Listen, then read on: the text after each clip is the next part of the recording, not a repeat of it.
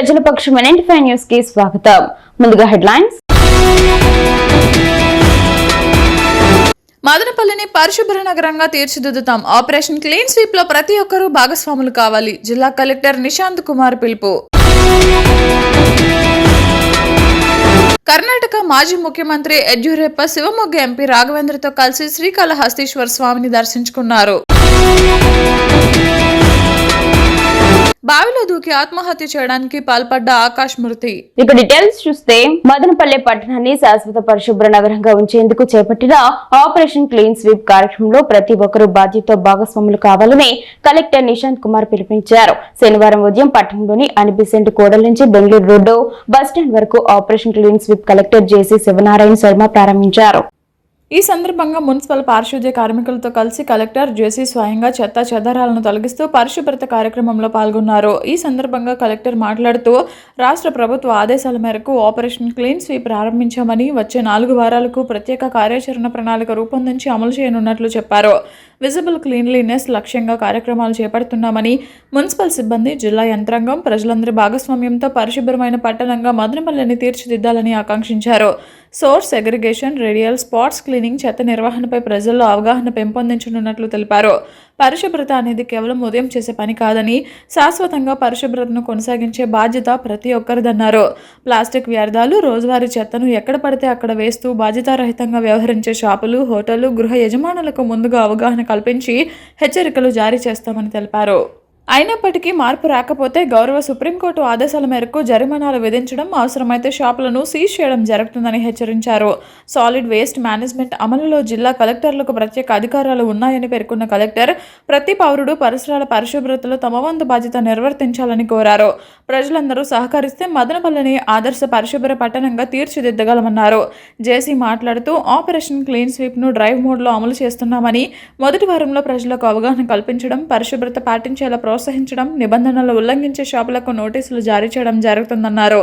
మదనపల్లి పరిశుభ్రత కోసం ప్రతి ఒక్కరూ బాధ్యతతో ముందుకు రావాలని కోరారు. ఈ కార్యక్రమంలో మున్సిపల్ కమిషనర్ ప్రమీల, మున్సిపల్ శాఖ సిబ్బంది, పారిశుద్ధ్య కార్మికులు తదితరులు పాల్గొన్నారు. ఇప్పుడు వస్తున్న వారాల్లో సోర్స్ సెగ్రిగేషన్, సిటియూస్ క్లీనింగ్, రేడియల్లో స్పాట్స్ ని ట్రీట్ చేయడం, తర్వాత లాస్ట్లో పబ్లిక్ పార్టిసిపేషన్తో మన పట్టణాలని, మన ప్రాంతాలని ఏ విధంగా శాశ్వతంగా శుభ్రంగా ఉంచాలి, అది మార్నింగ్ టైం జరిగే యాక్టివిటీ కాకుండా ఇంకా శాశ్వతంగా వీటిని ఏ విధంగా మెయింటైన్ చేయాలి, ఆ శుభ్రత విజిబిలిటీని, దీని మీద కూడా పని చేయడం జరుగుతుంది. ఫర్దర్ ఈసారి ప్యూనిటివ్ ఇర్రెస్పాన్సిబుల్గా బిహేవ్ చేస్తే, బాధ్యత లేకుండా ప్రవర్తిస్తే షాప్ మీద, రెస్టారెంట్స్ మీద, హౌస్ హోల్డ్స్ మీద కూడా ముందు వార్నింగ్ ఇవ్వడం జరుగుతుంది. తర్వాత ఎక్కడైనా మనకి కోఆపరేషన్ రాకపోతే, లేకపోతే వాళ్ళు మళ్ళీ అసభ్యంగా ఈ ప్లాస్టిక్, చెత్త, డొమెస్టిక్ వేస్ట్ అంతా బయట పడేస్తూ ఉంటే ఇర్రెస్పాన్సిబుల్ మేనర్లో ఈసారి ప్యూనిటివ్ మెజర్స్ కూడా, ఫైన్స్ కూడా వేయడం జరుగుతుంది. షాప్స్ మీద కూడా సీజర్ యాక్షన్ ఉంటుంది. దీనికి సంబంధించిన రీసెంట్గానే ఈరోజు as per the government direction మనమే పంత మున్సిపాలిటీలో ఒక డ్రైవ్ మోడ్లో ఆపరేషన్ క్లీన్ స్వీప్ స్టార్ట్ చేశాము. ఈరోజు మనమే బేసెంట్ సర్కిల్ నుంచి అంతా బెంగళూరు రోడ్ మీద డీప్ క్లీన్ డ్రైవ్ తీసుకొస్తున్నాము. దీంట్లో కలెక్టర్ గారు, మున్సిపల్ గారు అంతా మున్సిపల్ స్టాఫ్ పార్టిసిపేట్ చేస్తున్నాము. Through the media I want to encourage all the people to participate in this program and ensure the Madanapalli town become more cleaner and safer for everybody to reside in. I just want to emphasize that cleanliness is not only the responsibility of the municipal staff but everyone's responsibility.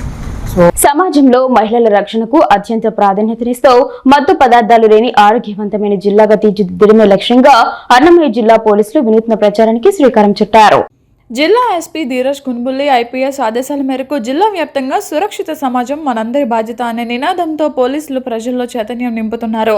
ఈ మేరకు పల్లెలు, పట్టణాలు అనే తేడా లేకుండా ప్రతి గల్లీలోనూ ఆటోలకు ప్రత్యేక బ్యానర్లు కట్టి లౌడ్ స్పీకర్ల ద్వారా నేరాల నివారణపై అవగాహన కల్పిస్తున్నారు. ముఖ్యంగా నేటి యువతను పట్టి పీడిస్తున్న గంజాయి, డ్రగ్స్ వంటి అలవాట్ల వల్ల కలిగే అనర్థాలను వివరిస్తూ డ్రగ్స్ వద్దు బ్రో అంటూ యువతకు హితబోధ చేస్తున్నారు. గంజాయి వాడకం బ్రెయిన్ను దెబ్బతీయడమే కాకుండా కుటుంబాలకు తీరని వేదన మిగిలిస్తుందని హెచ్చరిస్తున్నారు. అదేవిధంగా మహిళల పట్ల అసభ్యంగా ప్రవర్తించే ఆకతాయిలపై కఠిన చర్యలు తీసుకుంటామని అధికారులు స్పష్టం చేస్తున్నారు. ఎక్కడైనా గంజాయి అమ్మకాలు, జూదం, కోడి పందాలు, క్రికెట్ బెట్టింగ్ వంటి అసాంఘిక కార్యకలాపాలు జరుగుతున్నట్లు సమాచారం ఉంటే వెంటనే పోలీసులకు తెలపాలని కోరారు. సమాచారం అందించిన వారి వివరాలను అత్యంత గోప్యంగా ఉంచుతామని భరోసా ఇచ్చారు. ప్రజలు అత్యవసర పరిస్థితుల్లో హెల్ప్ లైన్ నెంబర్లకు సంప్రదించాలని సూచించారు. సైబర్ నేరగాళ్ల పట్ల అప్రమత్తంగా ఉండాలని, గుర్తు తెలియని లింకులను క్లిక్ చేయవద్దని కోరుతూ క్షేత్రస్థాయిలో సీఐలు, ఎస్ఐలు స్వయంగా పాల్గొని ఈ అవగాహన కార్యక్రమాలను ముమ్మరంగా కొనసాగిస్తున్నారు. పూతలపట్టు నాయుడుపేట జాతీయ రహదారి సమీపంలోని బావిలో దూకి యువకుడు ఆత్మహత్య చేసుకున్న ఘటన శనివారం వెలుగులోకి వచ్చింది. పోలీసులు తెలిపిన వివరాల మేరకు చంద్రగిరి పట్టణం దిగువ వీధికి చెందిన లేట్ ధనుంజయరాజు, మునికుమార్ దంపతుల కుమారుడు ఆకాష్ శుక్రవారం రాత్రి నడుముకు రాయి కట్టుకుని బావిలో దూకి ఆత్మహత్య చేసుకున్నాడు. ఆత్మహత్యకు ముందు తన స్నేహితులకు ఫోటోలు పంపడంతో విషయం కుటుంబ సభ్యులకు తెలిసింది. వెంటనే వారు పోలీసులకు సమాచారం అందించారు. ఘటనా స్థలానికి చేరుకున్న పోలీసులు కుటుంబ సభ్యులతో కలిసి పరిశీలించగా బావి వద్ద ఆకాష్ చెప్పులు కనిపించాయి. రాత్రంతా గాలించినప్పటికీ ఫలితం లేకపోవడంతో శనివారం ఉదయం ఫైర్ సిబ్బందిని రంగంలోకి దింపారు. ఉదయం 6 గంటల నుంచి చేపట్టిన సహాయక చర్యల్లో భాగంగా ఉదయం 9 గంటల సమయంలో ఆకాష్ మృతదేహాన్ని బావి నుంచి బయటకు తీశారు. అనంతరం మృతదేహాన్ని పోస్టుమార్టం నిమిత్తం తిరుపతి రుయా ఆసుపత్రికి తరలించారు. ఈ ఘటనపై పోలీసులు కేసు నమోదు చేసి దర్యాప్తు చేస్తున్నారు. కర్ణాటక మాజీ ముఖ్యమంత్రి యడియూరప్ప కర్ణాటక శివమొగ్గ ఎంపీ రాఘవేంద్ర కుటుంబ సమేతంగా ఈ రోజు శ్రీకాళహస్తీశ్వర స్వామివారిని దర్శించుకున్నారు. ఆలయ అధికారులు వారిని సాదరంగా ఆహ్వానించి వారికి రాహుకేతు పూజలు, అంతరాలయ దర్శనం, వేద ఆశీర్వచనం ఏర్పాటు చేయడమైనది. సదరు కార్యక్రమంలో ఆలయ ట్రస్ట్ బోర్డు చైర్మన్ కొట్టే సాయి ప్రసాద్, బోర్డు సభ్యులు, బీజేపీ రాష్ట్ర వైస్ ప్రెసిడెంట్ కోలా ఆనంద్, ఆలయ అధికారులు తదితరులు పాల్గొన్నారు. వాల్మీకిపురంలో సిపిఎల్ సీజన్ 2 క్రికెట్ పోటీలు 13వ రోజు పాయ్ వైస్రాయ్ ఎన్కే స్పోర్ట్స్ మధ్య మ్యాచ్ ప్రారంభమైంది. ఇందులో మొదట టాస్ గెలిచిన పాయ్ వైస్రాయ్ బౌలింగ్ ఎంచుకుంది. ఎన్కే స్పోర్ట్స్ జట్టు నిర్ణీత 20 ఓవర్లలో 7 వికెట్లకు 173 పరుగులు చేయగా ఇందులో మాధవ్ 26 బాల్స్లో 41 పరుగులు చేశారు.